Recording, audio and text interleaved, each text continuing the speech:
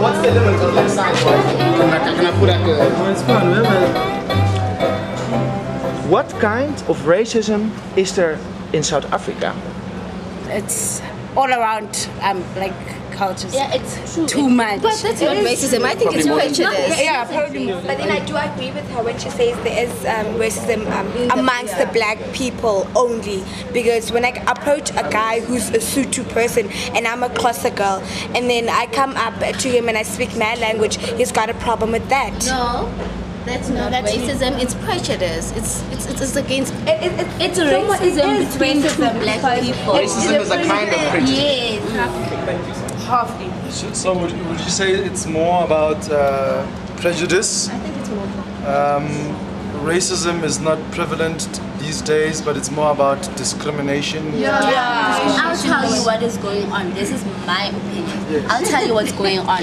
What is going on here is that, you know, nowadays everybody's gotten over the fact that there is no racism, no white people taking over, no black people being scared, Indians and colors being divided. No, it's not going on. But then, look here, if I get a white guy who's gonna ask me out, I'm gonna be on some, oh yeah, sure, I'll go out with you. And then it's going to be on some, yeah, so what do you have to say about the fact that I'm white? You know, it's still racism, but then people are trying to play the game politely. It's still here, and that's the way it is. It's the truth. It's not going to change. It isn't.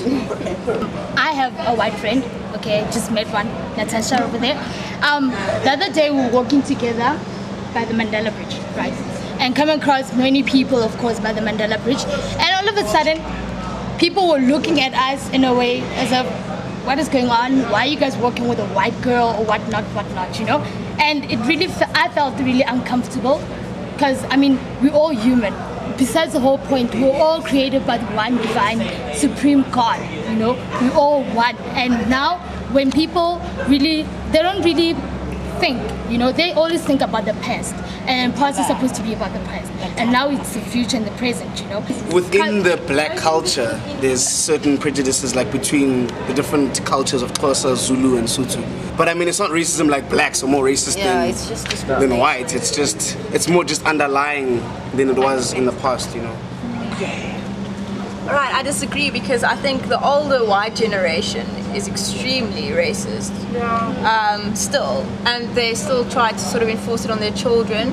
Some children are influenced, but others, you know, that are growing up in homes that are a bit more open-minded, not at all. I'm dating a colored girl at the moment, and what I've found is that people, like, when we're walking together, they look at us kind of funny, and I've overheard people saying, no, they're going to have cruzado kids, you know, which is like curly hair.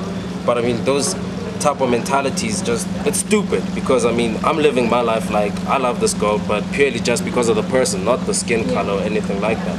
And the other thing that she's saying is that people are like now grouping up merely because they feel that since I can identify with the colored, since I'm colored, it's best just to stick with my own and do not want to open up to anything else. I don't think basically we governed more by race and everything. I just think people stick around whatever they're familiar with. Like maybe let's say coloreds will stick with coloreds and blacks because they're more familiar with them, and say maybe it's say language-wise and everything. I think we've governed more like by socialism, like whatever group you come from, or maybe let's say whatever upbringing you have and whatever monetary value your state, like maybe say the status that you're kind of in. From my own opinion, I think racism will still be there in South Africa as large, you see. But the only problem is people are still trying to get rid of the racism. Like, for instance, when we look at businesses like that, things like BEEs, you know, trying to put in more black people in businesses, you know, that instead of having more white people in businesses. And at the same time, when we look at it, if we put in more black people, what about the white people? What is the BEE? For me, that I don't know. It was to try and put people with a disadvantaged background, black people that were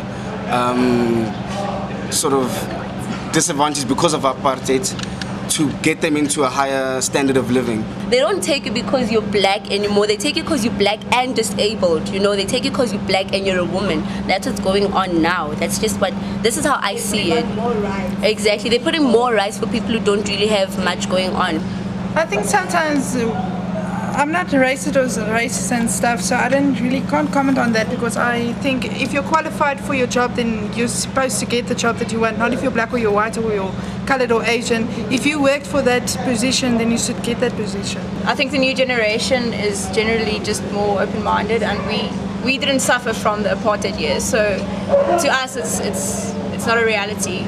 Everybody's got a choice, you know, and right now in South Africa, you choose to do something or not to do something. So basically, racism is about your inner being.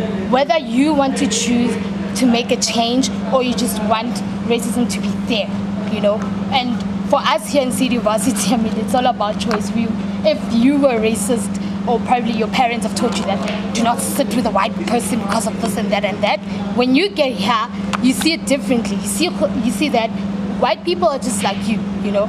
You made a choice to make friends with white people or colored or Indian, whatever race they may be. So it's about choice. Lekker. Lekker. Lekker. Ja. Lekker. Ja,